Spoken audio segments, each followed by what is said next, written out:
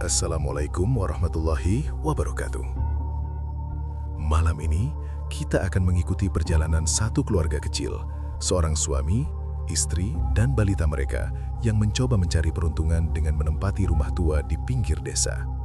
Mereka mengira telah menemukan solusi untuk masalah ekonomi mereka, tanpa menyadari bahwa harga yang harus dibayar untuk tinggal di sana jauh lebih mahal daripada uang sewa manapun.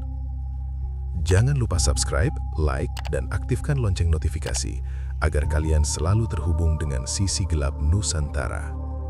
Selamat mendengarkan. Matahari sore bersinar terik ketika truk engkel sewaan itu berhenti di depan pagar besi berkarat yang tinggi. Aldi, sang kepala keluarga, turun dengan wajah berseri-seri. Baginya, rumah yang berdiri di hadapannya ini adalah jawaban atas doa-doanya selama ini. Sebuah rumah peninggalan kerabat jauh yang diizinkan untuk ditinggali dengan biaya sewa murah, hanya dengan syarat harus dirawat dan dibersihkan. Di tengah himpitan ekonomi dan biaya kontrakan kota yang mencekik, tawaran ini bagaikan oase di padang pasir. Aldi memberi isyarat kepada istrinya, Rini, untuk turun dari kabin truk sambil menggendong anak sematawayang mereka, Bimo, yang baru berusia 2 tahun. Rini melangkah turun dengan ragu. Berbeda dengan suaminya yang optimis, wajah Rini terlihat tegang saat menatap bangunan tua itu. Rumah itu bergaya lawas, dengan atap yang tinggi dan jendela-jendela jati yang lebar. Halamannya luas namun tidak terawat, dipenuhi rumput liar setinggi lutut yang menyembunyikan tanah di bawahnya. Mereka menghabiskan sore itu dengan menurunkan barang-barang. Aldi bekerja cekatan, mengangkut kardus-kardus pakaian dan perabotan ke ruang tengah yang berdebu. Dia berusaha menunjukkan semangatnya, sesekali menepuk bahu istrinya atau mengusap kepala anaknya untuk menyalurkan rasa aman. Dia ingin meyakinkan keluarga kecilnya bahwa keputusan pindah ke desa terpencil ini adalah langkah yang tepat. Namun, Rini tampak tidak bisa menyembunyikan ketidaknyamanannya.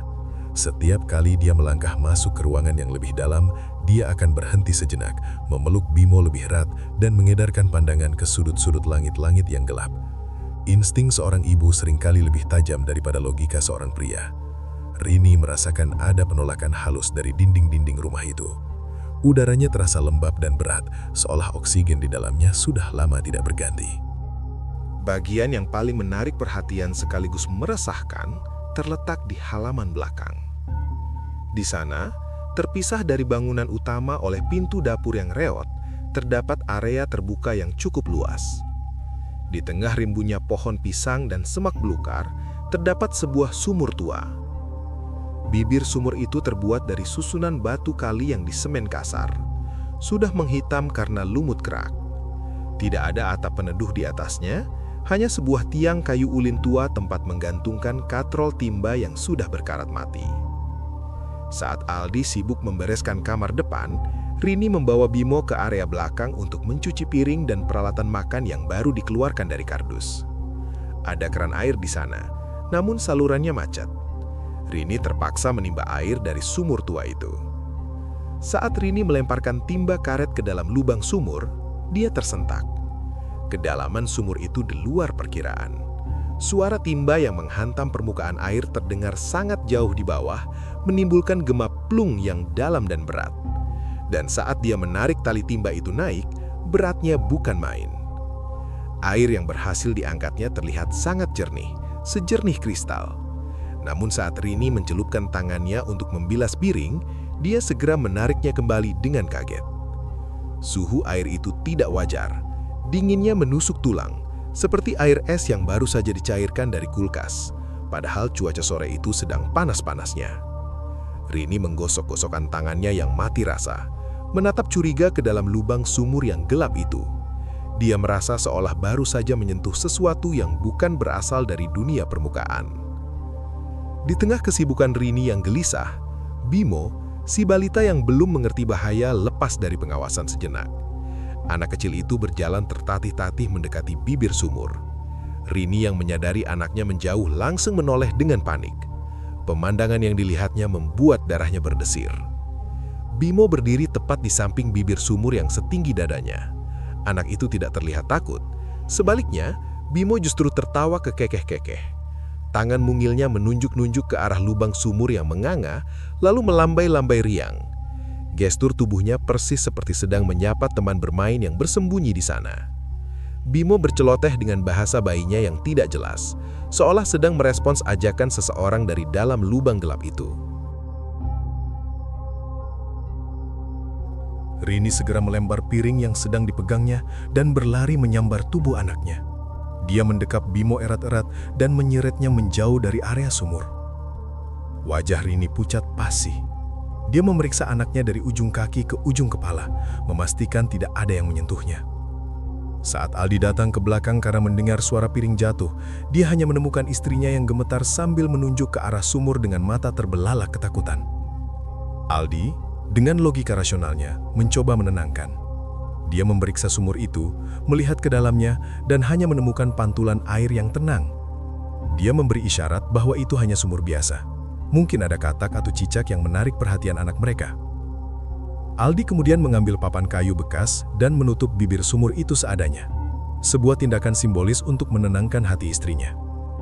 Namun, jauh di dalam tatapan mata Rini, terlihat jelas bahwa dia tahu papan kayu itu tidak akan cukup. Dia tahu bahwa lambaran tangan anaknya tadi bukan untuk katak atau cicak. Ada sesuatu yang lain yang sedang menunggu di dasar air dingin itu. Sesuatu yang baru saja menyadari kehadiran keluarga baru untuk diajak bermain. Malam pertama di rumah itu turun dengan cara yang tidak menyenangkan. Kegelapan di desa terpencil ini terasa jauh lebih pekat dan menekan dibandingkan malam-malam di kota yang biasa mereka lalui. Tidak ada lampu jalan yang menerangi halaman depan, hanya cahaya bulan samar yang terhalang rimbunnya pohon nangka dan pisang. Suara jangkrik dan kodok sawah terdengar riuh bersahutan, menciptakan orkestra alam yang seharusnya menenangkan. Namun bagi penghuni baru rumah itu, suara-suara tersebut justru terdengar seperti peringatan. Aldi sudah selesai membereskan kasur lantai di kamar tengah. Dia sengaja memilih kamar itu karena posisinya paling aman, diapit oleh ruang tamu dan ruang belakang. Namun rencana untuk beristirahat dengan tenang malam itu hancur berantakan begitu istrinya, Rini, mencoba menidurkan Bimo. Sejak matahari terbenam, perilaku Bimo berubah drastis. Balita yang biasanya ceria dan mudah tidur itu kini menjadi sangat rewel. Awalnya hanya remekan kecil karena kegerahan atau mungkin karena suasana tempat baru yang asing. Rini mencoba menenangkan anaknya dengan cara biasa, menggendong, menimang, dan memberikan susu botol. Namun tangisan Bimo justru semakin menjadi-jadi. Puncaknya terjadi saat Rini membawa Bimo masuk ke kamar belakang untuk mengambil popok ganti di salah satu kardus yang belum dibongkar. Kamar belakang itu memiliki jendela kaca nako yang menghadap langsung ke kebun pisang dan sumur tua. Begitu kaki Rini melewati ambang pintu kamar belakang, tubuh Bimo menegang kaku dalam gendongannya. Anak itu melengkungkan punggungnya ke belakang, seolah menolak keras untuk dibawa masuk. Tangisannya pecah menjadi jeritan histeris, jenis tangisan ketakutan yang melengking tinggi hingga membuat telinga berdenging. Wajah Bimo merah padam, air matanya bercucuran deras. Namun yang membuat bulu kuduk Rini meremang adalah arah pandangan anaknya. Bimo tidak membenamkan wajah ke dada ibunya untuk mencari perlindungan. Sebaliknya, mata bulat anak itu terbelalak lebar menatap lurus ke arah jendela nako yang gelap. Tangan mungilnya menunjuk-nunjuk ke arah kaca jendela itu sambil menjerit-jerit panik, seakan-akan ada sosok mengerikan yang sedang menempelkan wajahnya di kaca dari luar. Rini, yang naluri keibuannya langsung menyala, segera memutar tubuh dan berlari keluar dari kamar itu. Dia membawa Bimo kembali ke ruang tengah yang lebih terang. Ajaibnya, begitu mereka menjauh dari area belakang, tangisan histeris Bimo perlahan mereda menjadi isak tangis kelelahan. Kejadian itu berulang 2 kali. Setiap kali mereka mencoba mendekati area belakang rumah, area yang segaris lurus dengan sumur tua itu, Bimo akan kembali mencerit ketakutan. Malam itu, ketegangan bisu mulai terbangun di antara suami dan istri itu. Rini duduk di sudut kasur sambil memeluk anaknya erat-erat. Matanya liar mengawasi pintu penghubung ke dapur yang sudah ditutup gorden tipis. Dia menatap suaminya dengan sorot mata memohon, sebuah permintaan tanpa kata untuk segera pergi dari tempat ini. Aldi mengerti arti tatapan itu, namun dia hanya bisa membalasnya dengan helaan nafas panjang dan wajah lelah. Dia membuka dompetnya di depan istrinya, memperlihatkan isinya yang kosong melompong. Dia meremas rambutnya sendiri dengan frustrasi, mencoba memberi pengertian lewat bahasa tubuh bahwa mereka tidak punya pilihan lain. Uang mereka sudah habis untuk biaya pindahan, tidak ada jalan kembali. Mereka terjebak. Konflik semakin meruncing ketika Aldi hendak mengambil air untuk keperluan cuci kaki dan membasuh muka sebelum tidur. Dia pergi ke dapur, menimba air dari sumur tua itu dan membawanya dalam ember plastik ke kamar mandi dalam. Saat Aldi membawa ember berisi air sumur itu melewati Rini, wanita itu menutup hidungnya dengan ujung baju. Dia menepis tangan Aldi, melarang suaminya menggunakan air itu untuk membasuh anak mereka yang berkeringat. Rini mengambil gayung, menciduk sedikit air dari ember itu, dan mendekatkannya ke wajah Aldi dengan kasar. Aldi mencium aroma air itu. Memang ada bau yang aneh, bukan bau busuk atau bau bangkai, melainkan bau anyir yang sangat tipis, seperti bau besi berkarat atau bau darah yang sudah lama mengering. Ditambah lagi dengan suhunya yang tidak wajar, air itu sedingin es batu, padahal ember itu sudah didiamkan di suhu ruangan selama beberapa menit. Uap dingin tipis terlihat mengepul dari permukaan air di ember. Dengan wajah masam, Rini menyingkirkan ember itu jauh-jauh. Dia berjalan ke sudut ruangan, mengambil satu-satunya galon air mineral yang mereka punya, persediaan air minum mereka untuk seminggu. Tanpa ragu, Rini menuangkan air mahal itu ke baskom kecil, membasahi waslap, dan mulai menyekat tubuh Bimo. Aldi hanya bisa melihat tindakan istrinya dengan rahang mengeras. Dia ingin marah karena pemborosan itu, tetapi dia menahan diri. Dia melihat tangan istrinya yang gemetar saat memegang waslap. Dia melihat ketakutan yang nyata di mata wanita yang dicintainya itu. Aldi akhirnya mengalah, membuang air sumur di ember itu ke saluran pembuangan, dan ikut duduk diam di samping anak istri mereka. Keesokan paginya, gangguan itu meningkat dari sekedar perasaan tidak enak menjadi bukti fisik yang mengganggu logika. Aldi bangun lebih awal saat matahari belum sepenuhnya terbit. Dia berniat membersihkan ilalang di halaman belakang agar area sumur tidak terlalu rimbun dan menyeramkan.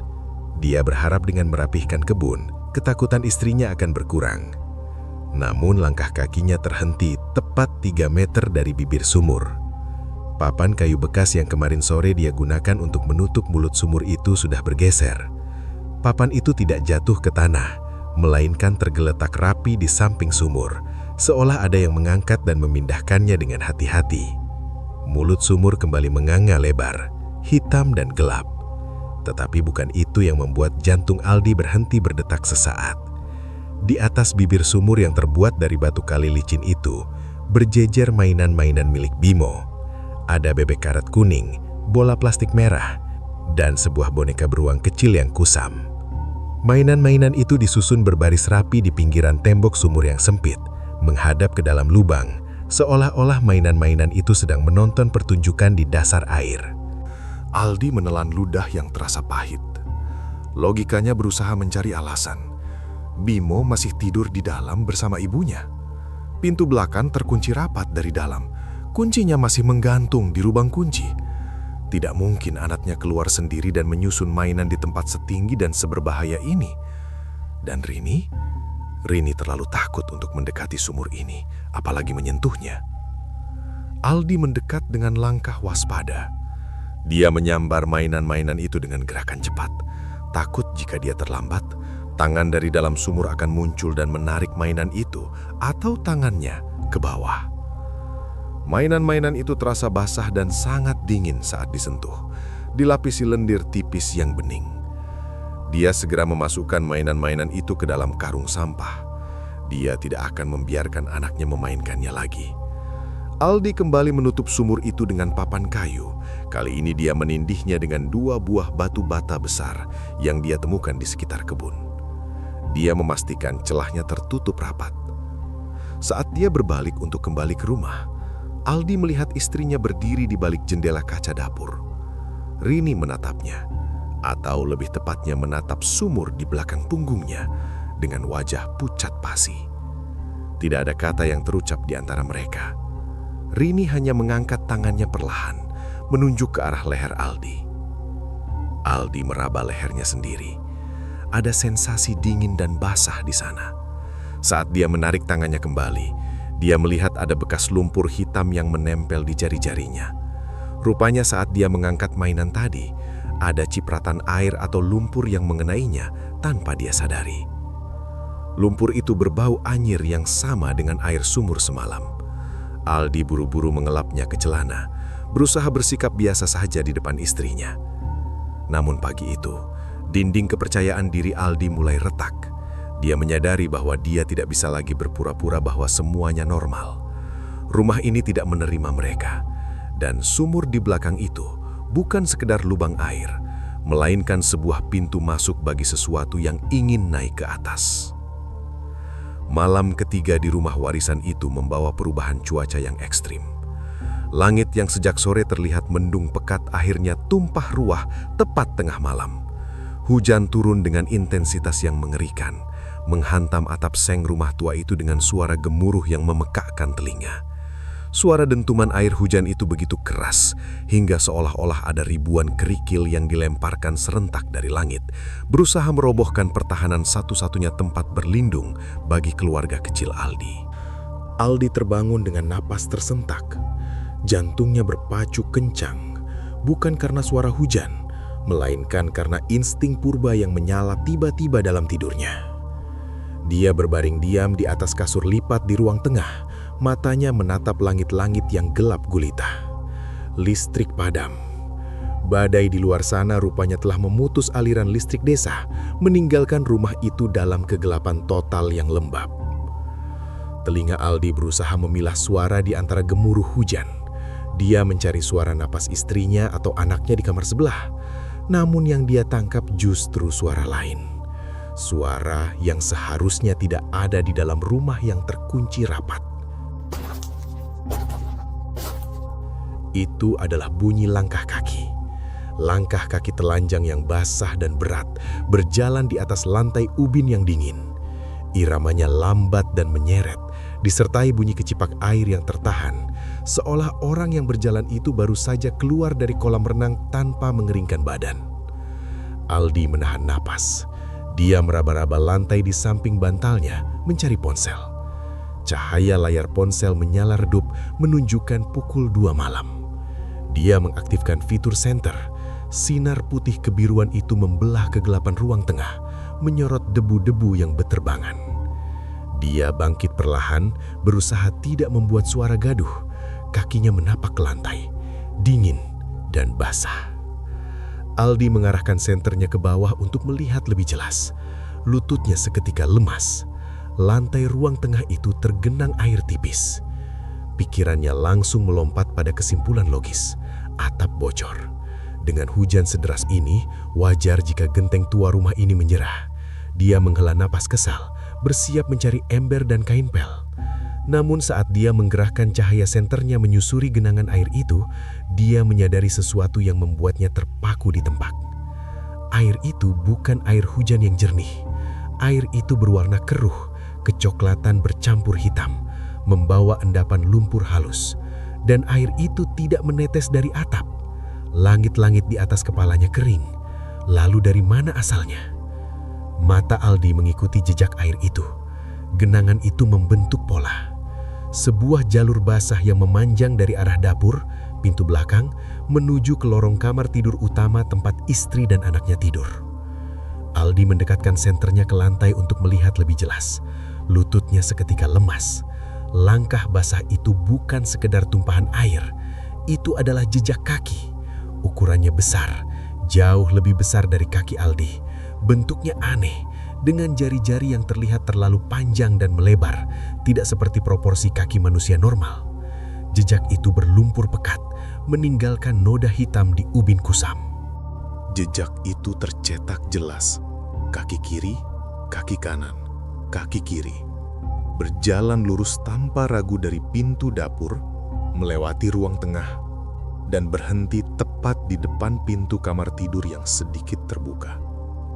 Rasa dingin merayap cepat dari tengkuk hingga ke ujung kaki Aldi. Logikanya tentang pencuri atau orang iseng runtuh seketika. Pintu belakang dikunci grendel rangkap 3 oleh tangannya sendiri tadi sore. Dia bahkan sudah memalang pintu itu dengan kursi kayu. Tidak mungkin ada orang yang bisa masuk tanpa merusak pintu.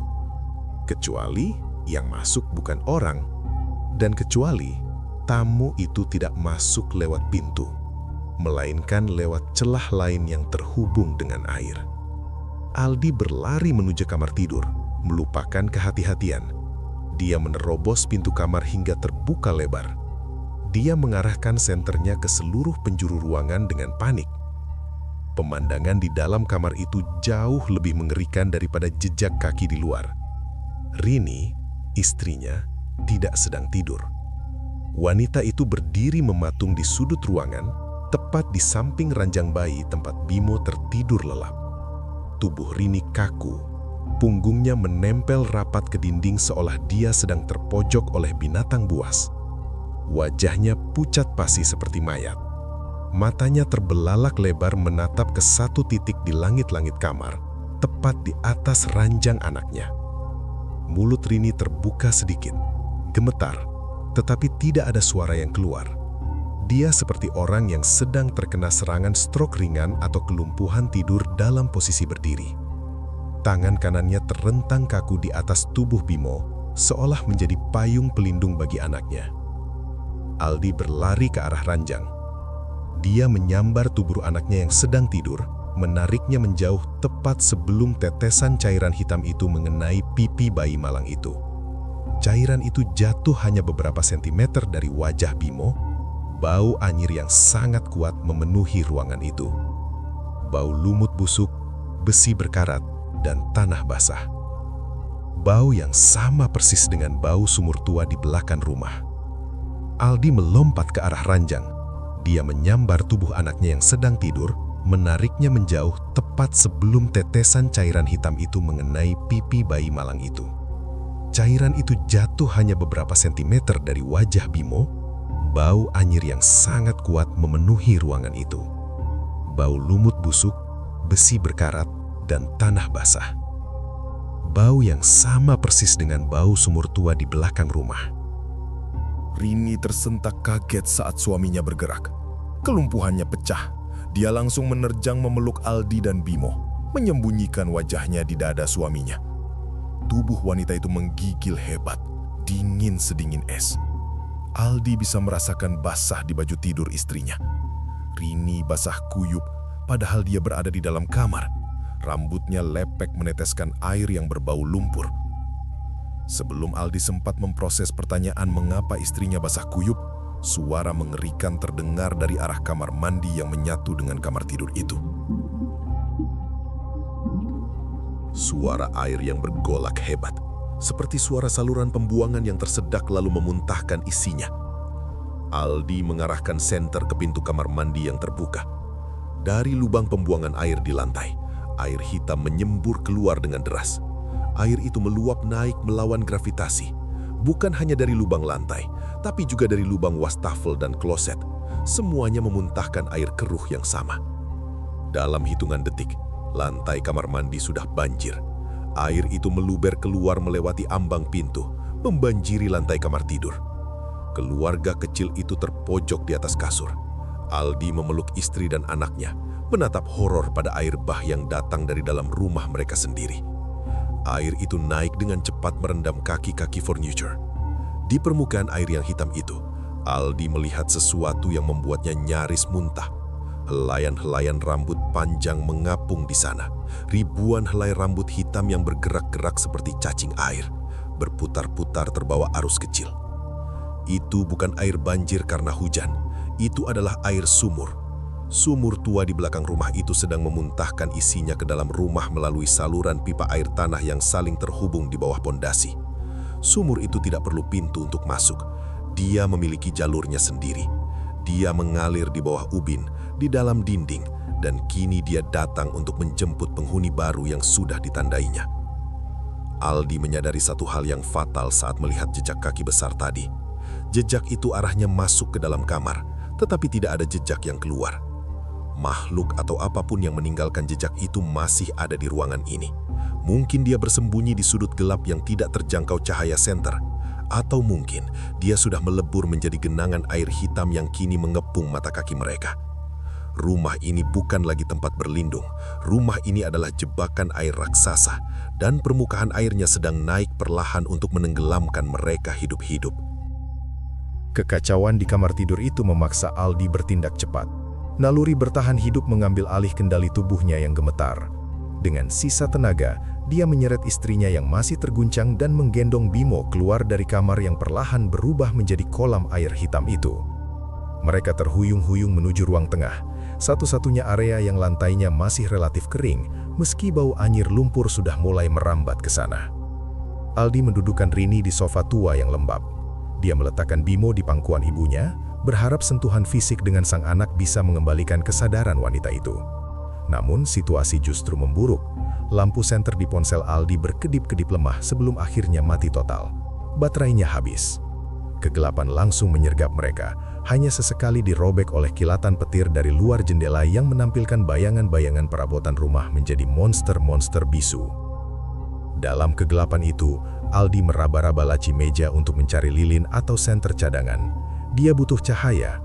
Manusia adalah makhluk visual. Tanpa cahaya, rasa takut akan berkembang biak 10 kali lipat lebih cepat di dalam kepala.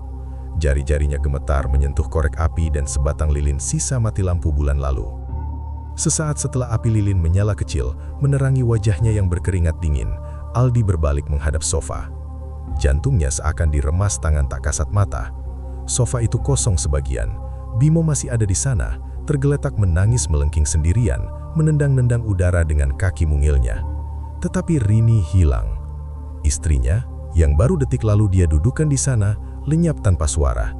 Tidak ada bunyi langkah kaki, tidak ada suara pintu dibuka, tidak ada pamitan. Kepergiannya begitu sunyi, seolah dia menguap menjadi asap dan menyatu dengan udara dingin rumah itu. Kepanikan Aldi meledak. Dia menyambar Bimo, meletakkannya kembali ke dalam box bayi portable yang ada di sudut ruang tengah, tempat paling aman sementara ini, dan mulai mencari istrinya. Dia berlari ke arah pintu depan. Terkunci rapat, grendel besinya masih terpasang sempurna. Tidak mungkin Rini keluar lewat sana. Aldi memutar tubuhnya ke arah dapur. Cahaya lilin di tangannya bergoyang liar menciptakan bayangan hantu yang menari-nari di dinding. Di ujung lorong dapur, dia melihatnya. Pintu belakang rumah yang menghubungkan dapur dengan kebun pisang itu terbuka lebar. Daun pintunya terbanting-banting dihantam angin badai, menimbulkan suara blak-blak yang ritmis dan kasar. Hujan deras masuk membasahi lantai dapur, bercampur dengan lumpur dari luar. Aldi tahu kemana istrinya pergi. Itu adalah satu-satunya tujuan yang masuk akal di rumah terkutuk ini. Tanpa memperdulikan hujan yang akan mematikan lilinnya, Aldi berlari menerobos badai. Begitu kakinya menginjak tanah halaman belakang, lilin di tangannya padam seketika. Namun kilatan petir yang sambar menyambar memberikan penerangan yang cukup baginya untuk melihat pemandangan horor di depannya. Di tengah halaman yang becek dan berlumpur, di bawah guyuran hujan yang seperti air terjun, Rini ada di sana. Wanita itu tidak sedang berdiri atau berlari. Dia sedang bersimpuh. Lututnya terbenam di dalam lumpur tanah pekarangan. Posisi tubuhnya membungkuk, menyembah ke arah satu titik pusat di halaman itu. Sumur tua. Aldi menerjang hujan, kakinya terpleset-pleset di tanah licin. Dia mendekati istrinya dengan napas memburu. Rini terlihat sangat menyedihkan, sekaligus menakutkan. Pakaian tidurnya basah kuyup, melekat ketat di kulitnya yang pucat. Rambut panjangnya yang basah menutupi sebagian wajahnya, menjuntai ke bawah hingga menyentuh bibir sumur batu yang hitam. Wanita itu diam tak bergerak, seolah dia adalah patung batu yang dipasang di sana sebagai penjaga sumur. Dia tidak menggigil kedinginan, padahal suhu malam itu cukup untuk membuat orang hipotermia. Matanya terbuka lebar, menatap lurus ke dalam lubang sumur yang gelap menganga. Tatapannya kosong. Pupil matanya membesar hingga hampir menutupi seluruh bagian iris, menyerap kegelapan dari dalam lubang itu. Aldi mencengkeram bahu Rini. Kulit Rini terasa licin dan dingin. Bukan dingin karena air hujan, melainkan dingin mayat. Aldi mencoba menariknya bangun, mengguncangkan tubuhnya agar sadar. Dia berteriak memanggil nama istrinya, berusaha mengalahkan gemuruh halilintar. Namun, Rini tidak bergeming. Tubuh wanita itu terasa berat luar biasa. Rasanya seperti mencoba memindahkan karung semen basah atau mencoba mencabut pohon tua dari akarnya. Otot-otot Rini kaku dalam posisi bersimpuh itu. Dia menancapkan dirinya sendiri ke tanah. Aldi menarik lengan istrinya sekuat tenaga, tetapi Rini bahkan tidak menoleh sedikit pun. Lehernya kaku, terkunci pada satu titik, kegelapan di dalam sumur. Ada kekuatan lain yang menahannya di sana. Sebuah gravitasi goib yang menarik jiwa Rini untuk mendekat ke bibir sumur. Saat Aldi berhenti sejenak untuk mengatur napas, dia akhirnya mendengarnya. Alasan mengapa istrinya berada di sini. Dari dalam lubang sumur yang dalam itu, di antara suara tetesan air hujan yang jatuh menimpa permukaan air di bawah sana, terdengar suara gema yang melengking.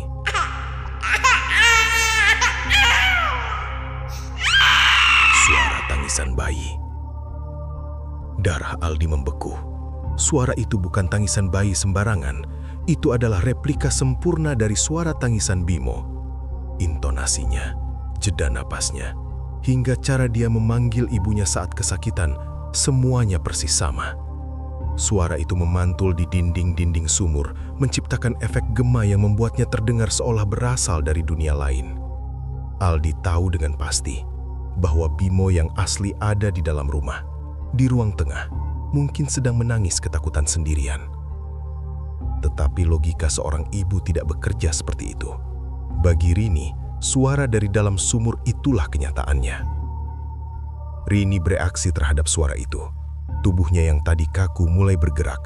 Dia merangkak maju inci demi inci, menyeret lututnya di atas lumpur. Tangannya menggapai-gapai bibir sumur seolah ingin meraih anak yang dia pikir terjatuh di sana. Aldi melihat ekspresi wajah istrinya berubah.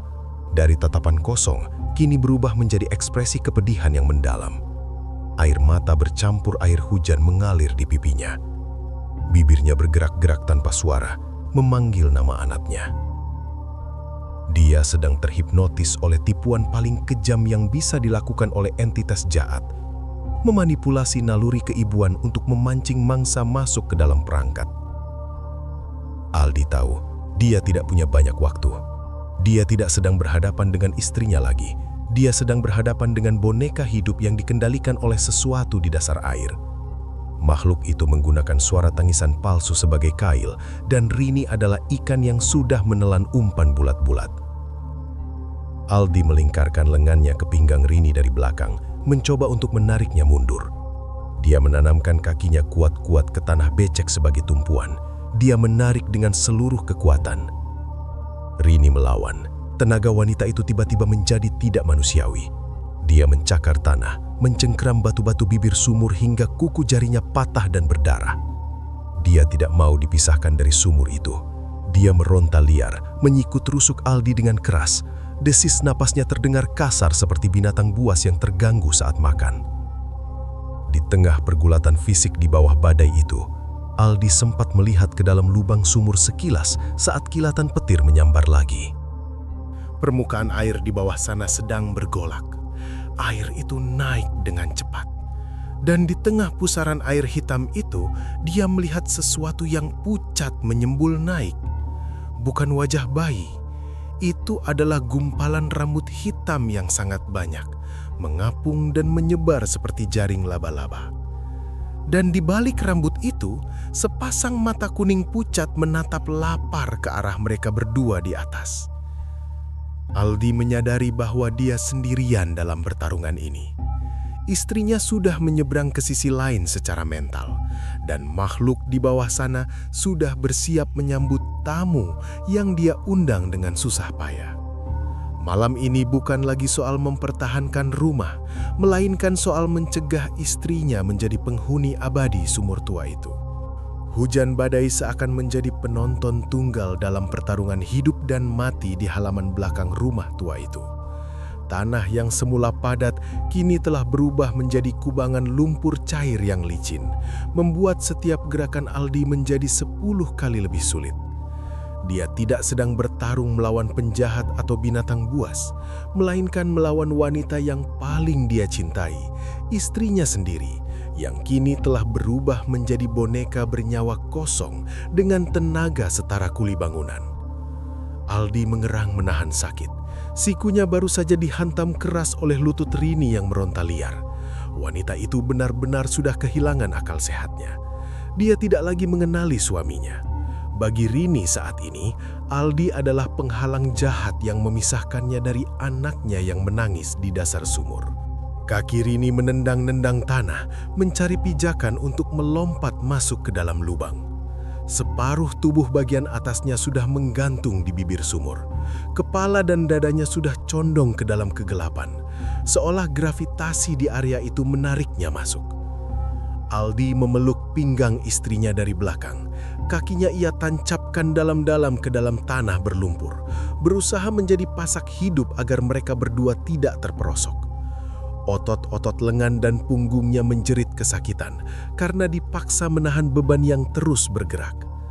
Situasi berubah menjadi mimpi buruk ketika suara kecipak air dari dalam sumur terdengar semakin dekat. Permukaan air sumur itu naik drastis. Dalam hitungan detik, air hitam pekat meluap keluar dari bibir sumur seperti bubur mendidih yang tumpah. Air itu tidak tumpah ke segala arah, melainkan menyembur khusus ke arah tubuh Rini yang menggantung. Cairan itu berbau busuk yang menyengat, campuran antara bau bangkai tikus dan belerang. Dan bersamaan dengan luapan air itu, muncullah senjata sang makhluk. Bukan tangan bercakar, melainkan rambut. Gumpalan rambut hitam panjang yang basah dan lengket menyembur keluar bersama air. Rambut-rambut itu bergerak hidup seperti ribuan cacing tanah atau tentakel gurita. Mereka meliuk-liuk di udara sesaat sebelum akhirnya membelit pergelangan tangan dan leher Rini. Aldi melihat dengan mata kepalanya sendiri bagaimana rambut-rambut itu mengencang, menarik tubuh istrinya dengan hentakan kuat ke arah bawah. Ini adalah tarik tambang nyawa yang sesungguhnya. Di satu sisi ada Aldi dengan kekuatan cinta dan keputusasaan manusianya. Di sisi lain ada kekuatan purba dari kedalaman bumi yang lapar akan tumbal. Tali tambangnya adalah tubuh Rini yang malang. Aldi berteriak tanpa suara, memanggil seluruh cadangan tenaga adrenalin yang tersisa di tubuhnya. Dia tidak boleh kalah. Jika pegangannya terlepas, istrinya akan hilang selamanya di telan lubang sempit itu. "Sadar, Rin! Sadar!" batinnya menjerit. Namun Rini justru semakin agresif. Dia mencakar lengan Aldi hingga robek berdarah.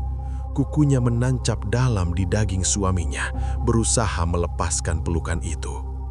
Mata Rini melotot nyaris keluar, urat-urat lehernya menonjol tegang. Mulutnya menganga lebar, mengeluarkan suara berkumur, seolah paru-parunya sudah terisi air meski dia belum tenggelam. Rambut-rambut hitam dari sumur itu mulai merambat naik. Mereka tidak puas hanya dengan Rini. Helayan-helayan kasar itu mulai menjalar ke lengan Aldi, membelitnya dengan dingin yang menusuk tulang. Sensasinya seperti dililit kawat berduri yang terbuat dari es. Aldi merasakan kulitnya perih dan mati rasa seketika. Makhluk itu menginginkan mereka berdua, satu paket keluarga untuk mengisi perut bumi yang kosong. Aldi sadar dia tidak bisa menang jika hanya mengandalkan adu tenaga tarik-menarik. Dia butuh pengungkit, dia butuh jangkar. Matanya yang perih terkena air hujan menangkap bayangan tiang kayu ulin tua bekas penyangga katrol timba di sebelah kirinya. Tiang itu terlihat rapuh, tetapi akarnya mungkin masih kuat tertanam. Dengan nekat, Aldi menjatuhkan berat badannya ke samping, menyeret tubuh Rini bersamanya. Dia mengkaitkan kaki kirinya ke pangkal tiang kayu ulin itu, menjadikannya tumpuan untuk menahan gaya tarik dari sumur. Dan bersamaan dengan luapan air itu, muncullah senjata sang makhluk. Bukan tangan bercakar, melainkan rambut.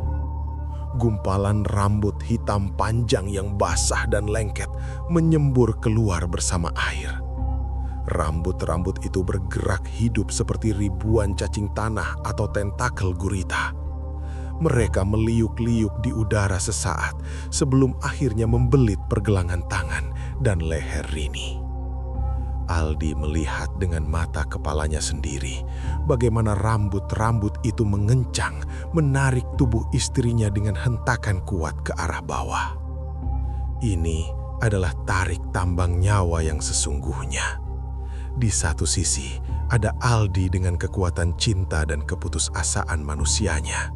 Di sisi lain, ada kekuatan purba dari kedalaman bumi yang lapar akan tumbal. Tali tambangnya adalah tubuh Rini yang malang. Aldi berteriak tanpa suara, memanggil seluruh cadangan tenaga adrenalin yang tersisa di tubuhnya. Dia tidak boleh kalah. Jika pegangannya terlepas, istrinya akan hilang selamanya di telan lubang sempit itu. "Sadarin, sadar!" batinnya menjerit. Namun Rini justru semakin agresif. Dia mencakar lengan Aldi hingga robek berdarah. Kukunya menancap dalam di daging suaminya, berusaha melepaskan pelukan itu. Mata Rini melotot nyaris keluar, urat-urat lehernya menonjol tegang. Mulutnya menganga lebar, mengeluarkan suara berkumur, seolah paru-parunya sudah terisi air meski dia belum tenggelam. Rambut-rambut hitam dari sumur itu mulai merambat naik. Mereka tidak puas hanya dengan Rini. Helayan-helayan kasar itu mulai menjalar ke lengan Aldi, membelitnya dengan dingin yang menusuk tulang. Sensasinya seperti dililit kawat berduri yang terbuat dari es. Aldi merasakan kulitnya perih dan mati rasa seketika.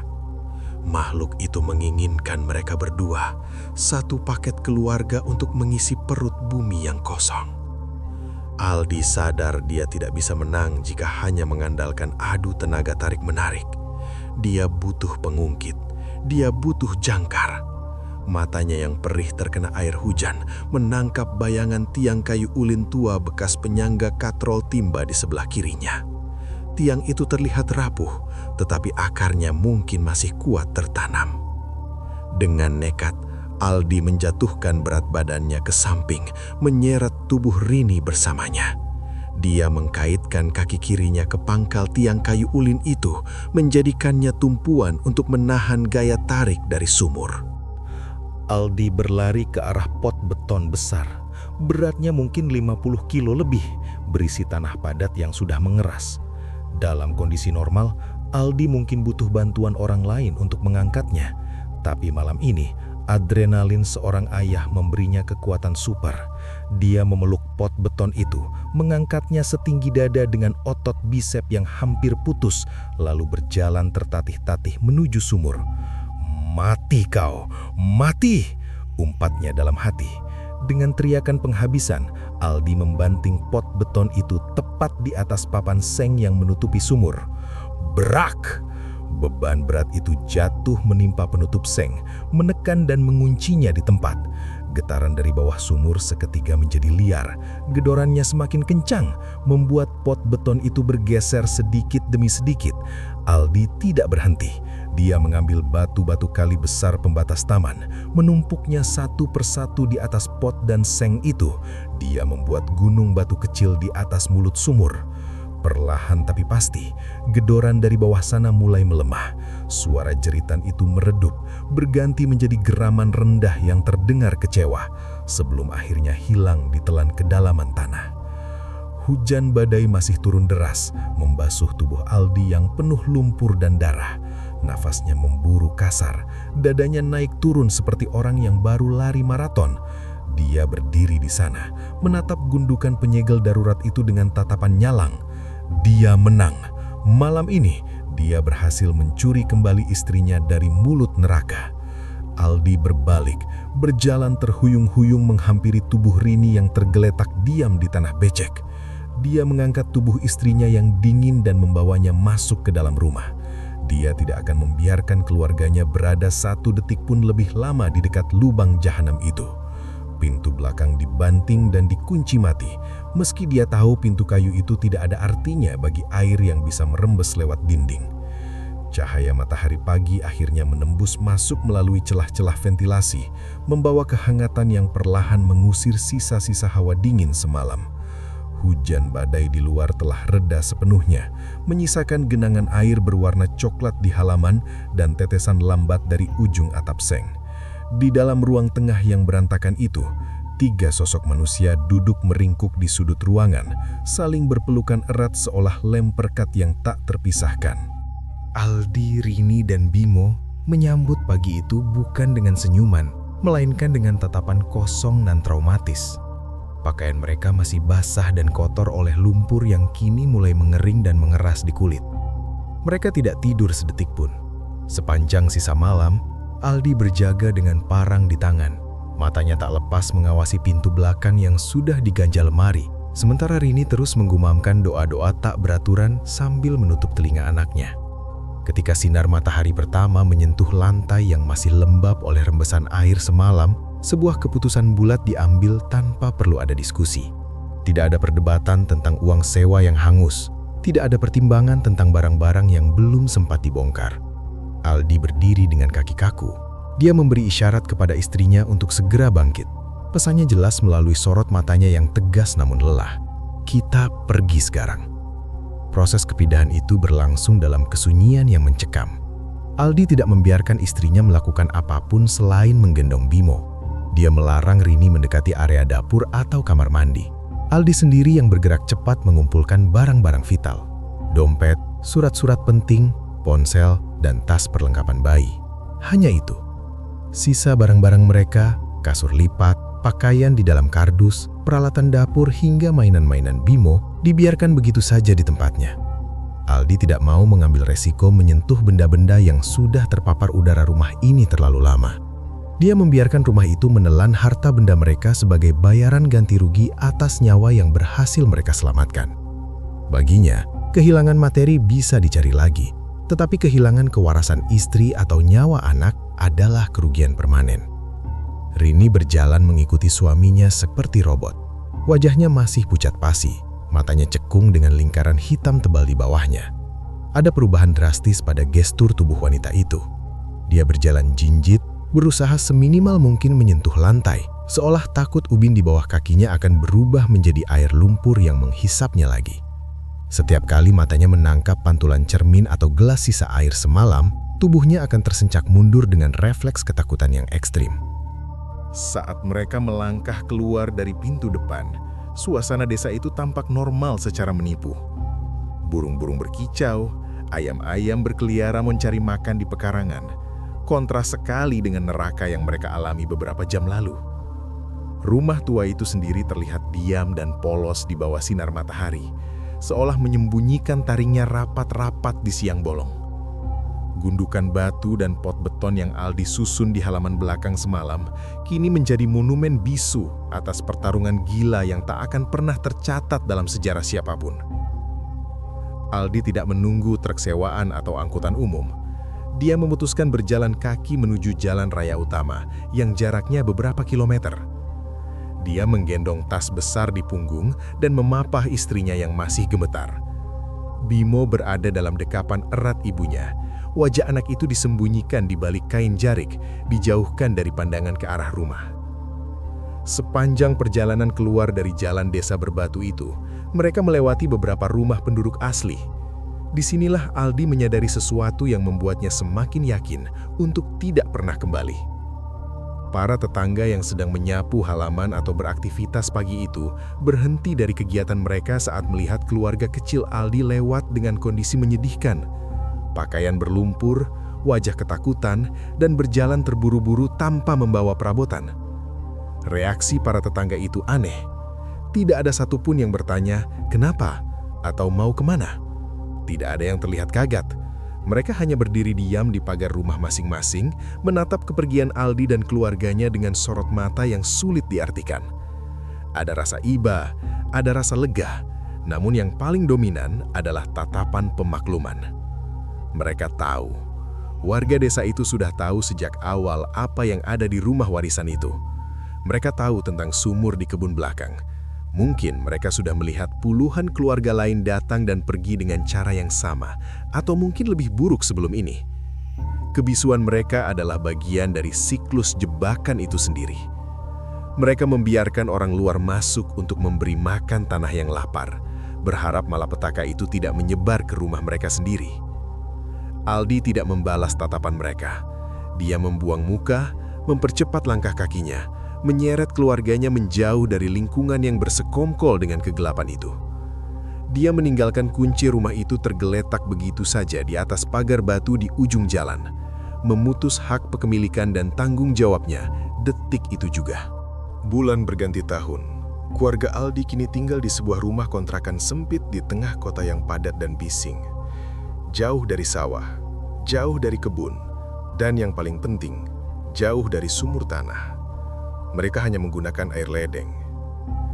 Namun, teror malam itu meninggalkan bekas luka permanen yang tidak terlihat di kulit, tetapi terukir dalam ingatan mereka.